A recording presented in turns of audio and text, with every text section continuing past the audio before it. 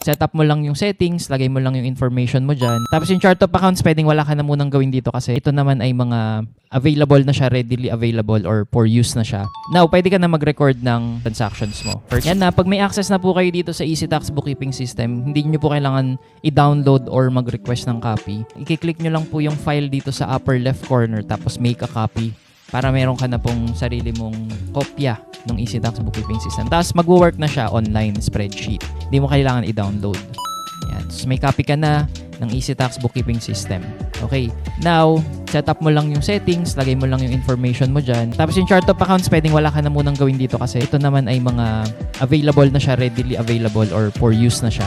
Now, pwede ka na mag-record ng transactions mo. For example, ikaw po ay online seller. Sa cash receipt book, generally, 4 yung account natin. Sabi natin, cash in bank, sales, tapos platform fees and charges, tapos creditable withholding tax receivable. Yung cash in bank natin ay debit, sales ay credit, platform fees ay charges debit, tapos creditable withholding tax debit. Ayan. Kung hindi mo pa nagigets itong ginagawa ko dito, yung mga account titles debit credit, ituturo ko yan sa Super Bookkeeping Challenge, April 3rd week.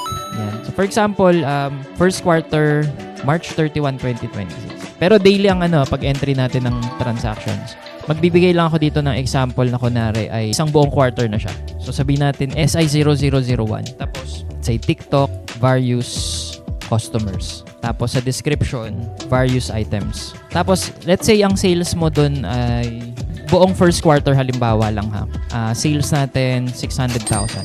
Pero daily talaga yung pagre-record ng transaction. Papakita ko lang sa inyo para mabilis lang ng konti. Kung 600,000 yung sales natin, sabihin natin 20%. 20%, grabe, no? Sabihin natin 120,000 yung platform fees and charges natin. Tapos, ang creditable withholding tax natin ay, sabihin natin 600,000 minus 120,000. Multiply natin yan ng 0.5%.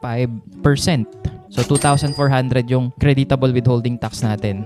So it means, ang natanggap natin na cash from our sales na 600,000 minus 120,000 na platform fees and charges minus withholding tax. So natanggap natin cash, 477,600. So ganito mag-entry for online seller. Yung natanggap nilang cash na 477,600, sales na 600,000 yung gross minus yung platform fees and charges. Tapos meron pang creditable withholding tax 2,307. Yan, paulit-ulit yan everyday. Ulit-ulit yung recording natin sa cash receipt book. Halimbawa, ang gamit mo ito columnar. Ganyan lang yung pagkaka-record mo dito sa columnar. Payment date, tapos OR number or invoice number, sino yung customer, tapos anong description. Kasi ito na yung mga accounts nasa taas, and then yung amounts. So, sa mga online sellers, paulit-ulit lang yan.